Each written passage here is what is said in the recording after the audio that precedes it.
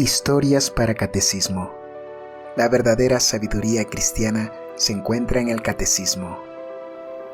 Escúchanos y disfruta cada día de una historia nueva que ilustre los principios doctrinales de nuestra fe.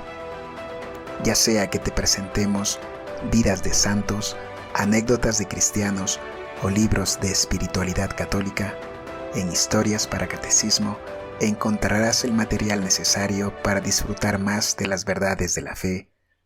Acompáñanos. 22 de mayo. Santa Rita de Casia. Viuda y religiosa agustina, 1381 a 1457.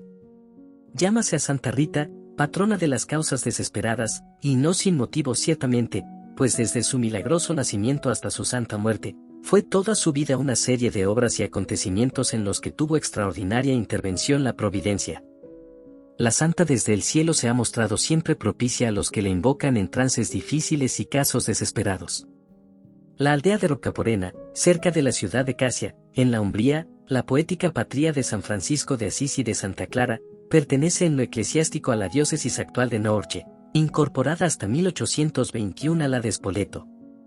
Allí vivían, hacia mediados del siglo XIV de nuestra era, dos cristianísimos esposos que servían a Dios con sencillez de corazón y con admirable edificación en su vida conyugal, distinguiéndose, entre otras virtudes, por la gracia especial que tenían para componer discordias, por lo cual los llamaban los pacificadores de Cristo. Pero quiso Dios someter a sus siervos a una ruda y prolongada prueba, retardándoles la gracia de poder educar hijos para el cielo. Pasaban los años, hilos de plata nimbaban por completo la cabeza de la esposa venerable, que iba perdiendo ya las esperanzas de ser madre. Dios quería hacerla digna, por medio de esa larga prueba, de recibir un don precioso. Oyó al fin el Señor sus ruegos y, repitiendo con ella los prodigios de fecundidad como antiguamente lo hiciera maravillosamente con Santa Ana y Santa Isabel, concibió en su ancianidad. Admirada de la novedad, la consoló un ángel con la agradable noticia de que daría a luz una hija muy amada de Dios, y estimada de los hombres por sus admirables virtudes. Dispuso también el ángel que la llamaran Margarita, nombre jamás oído en el mundo, expresión significativa de su rectitud, como lo acreditó en su prodigiosa vida. El nombre de Rita, con el que consta en el martirologio romano, no es más que la forma popular del nombre que fue impuesto por el ángel. Matrimonio probado y trágicamente truncado. Sentía Rita particular atracción a la virtud, y anhelaba ardientemente inmolar su cuerpo y alma al Señor, consagrándole su virginidad. Pero Dios prefirió hacerla pasar por el crisol de un duro matrimonio para purificarla en las pruebas y salvar por medio de ella a muchas almas. Los padres de Rita, viendo acercarse el fin de sus días y temiendo dejar a su hija sola y expuesta a los peligros del mundo corrompido, resolvieron preservarla por medio de un honesto matrimonio. Permitió la divina providencia que el esposo de Rita fuera un joven de familia noble y distinguida, pero de carácter violento e irascible, a quien la menor contradicción hacía caer en accesos de verdadero frenesí, que ella soportó por espacio de 18 años, con inalterable paciencia, sin darle nunca la menor ocasión de disgusto. La conquista de esta alma querida, costóle muchas penas y trabajos. Para ablandar aquel corazón de piedra, ofrecía al Señor lágrimas y oraciones continuas, empleándose en rigurosos ayunos y obras de piedad. Oyó el cielo sus ardientes súplicas, los remedios sobrenaturales triunfaron del corazón del marido y le convirtieron, más como sus pasados arrebatos de cólera le habían creado muchos enemigos entre sus conciudadanos, armáronle algunos de estos una emboscada, en la que pereció asesinado. La piadosa viuda soportó con heroísmo cristiano aquella dolorosa pérdida. Lloró amargamente a su marido, pero tuvo el valor de perdonar generosamente a los asesinos. Y, para evitar que sus dos hijos al pasar la adolescencia quisieran vengar la muerte de su padre, procuró infundirles el olvido del asesinato, haciéndoles prometer además que en ningún tiempo tomarían represalias, mas sus consejos y súplicas eran vanos, cada día aumentaba en el corazón de sus hijos el deseo de venganza. Entonces dio Santa Rita muestra de un verdadero amor de madre, cayendo de rodillas, con los ojos bañados en lágrimas, pidió al Señor que, si no había medio de que sus hijos desistieran de tan vengativos propósitos, se sirviese llevárselos de este mundo antes de que cometieran el horrendo delito que proyectaban. El Señor escuchó las súplicas de su sierva, y no tardó en aumentarse su duelo con la muerte de sus dos hijos. Milagrosa entrada de Rita en el convento. Desligada Rita de Casia de cuanto podía retenerla en el mundo, resolvió poner en ejecución sus primeros deseos de consagrarse al Señor, e inmediatamente solicitó ingresar en el convento de religiosas agustinas de dicha ciudad, pero esta gracia le fue rehusada, porque en aquella comunidad solo eran admitidas las vírgenes. Conformándose con la voluntad divina, se propuso formar en su habitación un retiro donde pudiera servir a Dios, como en el claustro la más perfecta religiosa, ocupóse en cuantos laudables ejercicios recomienda el apóstol a las viudas cristianas, brillando en este estado con el mismo ejemplo maravilloso que en el de virgen y en el de casada. Estando una noche en oración, retumbaron 3 golpes violentos dados en la puerta, y oyó una voz que desde fuera le decía: Rita, Rita. Abrió nuestra santa y vio ante su presencia a sus 3 santos patronos, San Juan Bautista, San Agustín y San Nicolás de Tolentino, que, cogiéndola casi en volandas, la llevaron al convento donde por 3 veces le habían negado la entrada. Hicieronle entrar los 3 mensajeros, a pesar de estar cerradas todas las puertas y muy aseguradas con grandes cerrojos y barrotes de hierro, y, dejando a Rita de Casia en uno de los claustros, los 3 santos desaparecieron de su vista. Era la hora en que las religiosas volvían del coro después de cantar maitines. Para ir a sus respectivas celdas debían pasar por el sitio donde la humilde viuda había quedado, muda de admiración ante esa serie de prodigios. Llegaron primero las más jóvenes de la comunidad, las cuales, entreviendo a la pálida luz de una lámpara una forma humana de la que únicamente se distinguía parte del rostro, quedaron sobrecogidas de espanto. Paráronse inmediatamente, temblaban sus piernas y palidecía su rostro en presencia de lo que ellas creían un ladrón o un fantasma. Por ventura, las otras religiosas de más edad cobraron ánimos, formaron un grupo capaz de resistir al miedo y se fueron acercando. Rita estaba por su parte tan admirada de todo lo que había pasado, que perdió el uso de la palabra, y no sabía en qué términos tranquilizarlas. Poco a poco, sin embargo, fue volviendo de su asombro y les explicó por qué Milagro se encontraba en el claustro. La priora estaba tan sobrecogida que, viendo tan claramente manifestada la voluntad divina, no pensó en invocar la prohibición de las constituciones, y la alegría de las religiosas fue tanto más viva cuanto mayor había sido el miedo. Reunióse luego la comunidad en capítulo y decidieron por unanimidad que la santa viuda fuese recibida. Es justo, decían, que obedezcamos a la voluntad de Dios con tanta evidencia declarada, y que nuestras constituciones cedan ante un caso en el que las puertas y cerrojos del convento no han podido resistir. Apenas admitida la novicia, púsose a trabajar con denuedo para adquirir la perfección que se había propuesto, consagróse de lleno a la oración y a la penitencia, redujo su cuerpo a la esclavitud por frecuentes flagelaciones, usó siempre un áspero cilicio y en su ropa llevó cosidas espinas que de continuo la torturaban. Ayunaba todos los días a pan y agua, y pasaba la mayor parte de las noches en vigilia y oración. Tenía por costumbre consagrar a la meditación de la pasión del Salvador desde medianoche hasta la salida del sol. Los dolores del Divino Maestro la condolían de tal modo, que varias de sus compañeras, y en distintas ocasiones, la hallaron sin conocimiento, tendida sobre las frías losas del coro. Impresión milagrosa de una llaga en la frente de Rita. Aconteció que, cierto día, después de haber oído un sermón sobre la pasión, predicado por el célebre franciscano San Jacobo de la Marca, pidió con extraordinario fervor ante una imagen de Cristo crucificado que le hiciera padecer alguno de los dolores que él sufrió por salvarnos. Su oración fue escuchada, pues mientras saboreaba, en este coloquio sagrado, las delicias celestiales de que es capaz el alma humana, sintió de repente oprimida su cabeza por una corona de punzantes espinas. Al mismo tiempo vio salir del crucifijo ante el cual oraba un rayo de luz y, envuelto en él, una de las espinas de la corona que tenía puesta la santa imagen, espina que fue a clavarse en la frente de Rita y le hizo una llaga que llevó toda su vida, y aún puede verse en su cabeza, conservada intacta como el resto del cuerpo. Con ello quiso el Señor complacer uno de los más vehementes deseos que la santa había manifestado desde su infancia, cual era el de abrazarse con la cruz de Jesucristo y vivir en ella.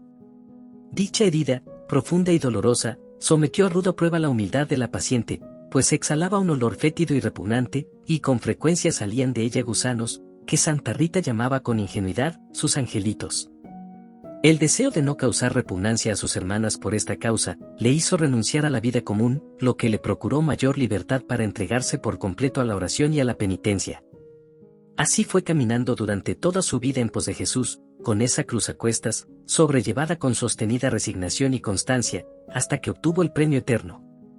Milagros que permiten a Rita un viaje a Roma.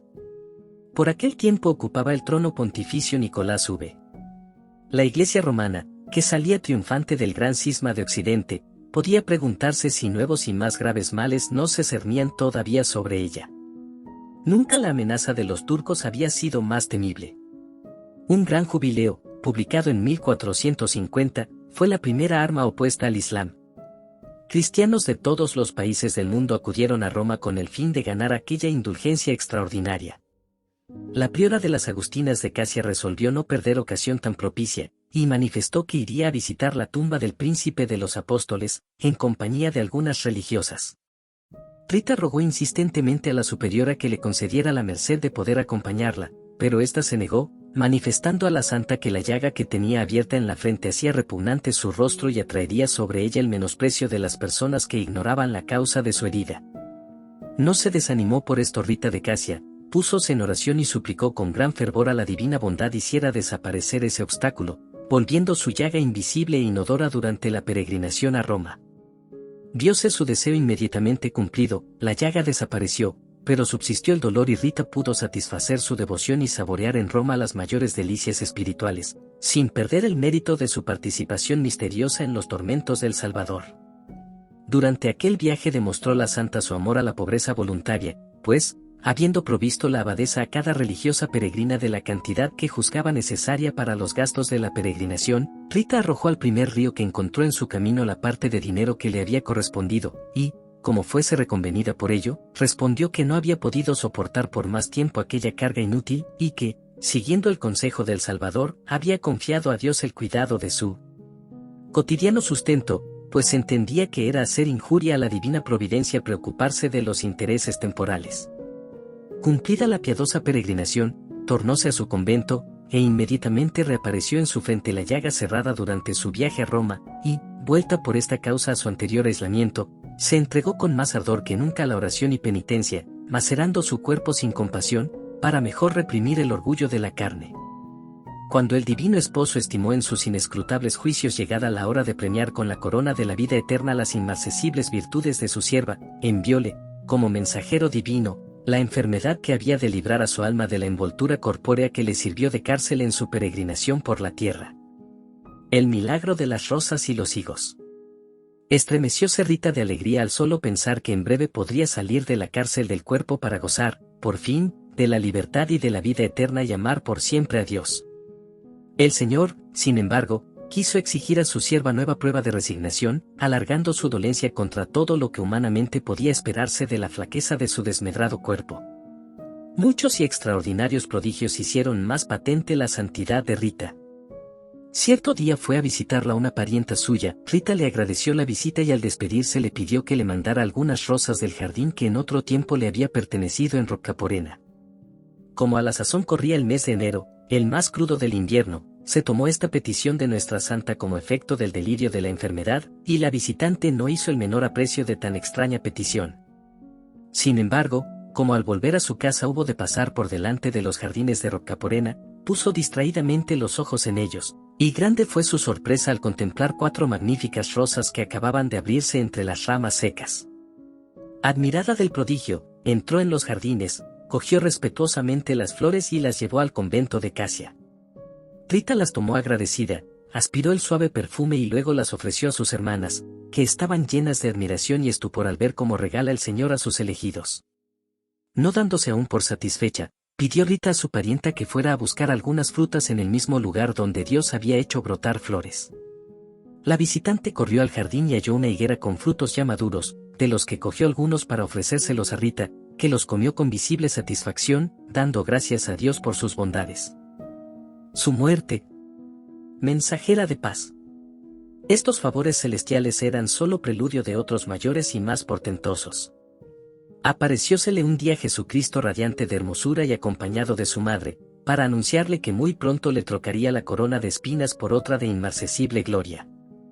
Tan grata nueva produjo en Rita una alegría extraordinaria, quiso purificarse de antemano para ser más digna del Cordero sin mancilla, y al efecto recibió los sacramentos de la Iglesia con fervor admirable, y poco después voló su alma al cielo el día 22 de mayo del año 1457. En el momento mismo en que Rita expiró, voltearon los ángeles las campanas del convento para anunciar al pueblo la entrada triunfal de la sierva de Dios en el cielo. Al mismo tiempo una luz extraordinaria invadió la celda de la santa, donde yacía su cuerpo inanimado y transfigurado, que exhalaba ya olor celestial. La llaga de la frente, antes de aspecto repugnante, se trocó en un verdadero brillante de destellos deslumbradores. Al día siguiente de la muerte se expuso el cuerpo de Rita en la iglesia del convento. Todos los habitantes de la ciudad y de los alrededores acudieron para venerar a la religiosa cuyas heroicas virtudes conocían. Su cuerpo santo ha obrado numerosos milagros, uno de los más extraordinarios tuvo lugar poco tiempo después de la beatificación, que se verificó en el pontificado de Urbano VIII, el 16 de julio del año 1628.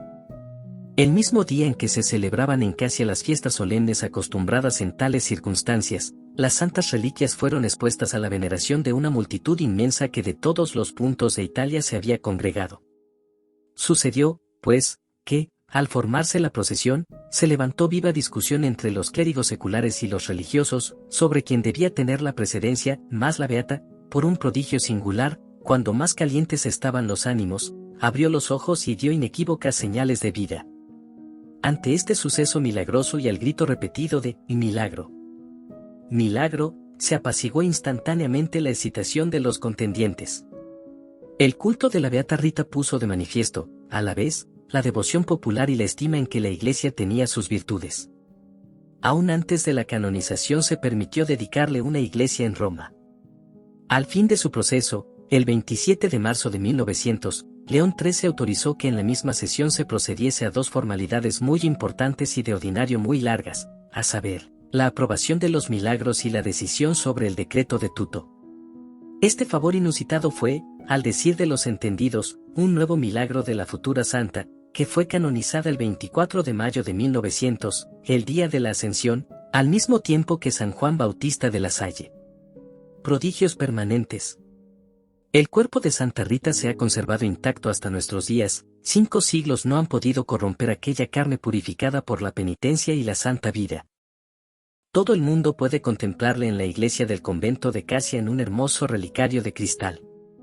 Después de tantos años transcurridos, sus miembros conservan aún la flexibilidad y las facciones de la cara toda su expresión, de modo que la santa parece dormida o sumida en éxtasis. Más de una vez, entre otras en 1926, el santo cuerpo ha cambiado por sí mismo de actitud, los pies y las manos se han elevado ligeramente y la cara, inclinada antes hacia los que le rezaban, se ha vuelto hacia el cielo. En 1927 la mano derecha se alzó por 3 veces, juntando los dedos como en actitud de bendecir. Este prodigio, que ya se había producido otras veces en tiempos pasados, ha sido siempre considerado como anuncio de grandes gracias. En el jardín del claustro se ve aún el rosal milagroso, no florece todos los años, pero, si ostenta sus magníficas rosas, es siempre en invierno. En el mismo huerto crece lozana una parra de la que todos los años mandan las monjas algunos racimos al Padre Santo. Su origen es también milagroso. Para probar la obediencia de Rita, su priora le mandó plantar y regar unos sarmientos que iban a quemarse porque estaban secos desde hacía mucho tiempo. Rita cumplió la orden recibida, y la leña seca revivió y se hizo fecunda. La parra milagrosa cuenta actualmente 500 años y nunca ha sido podada.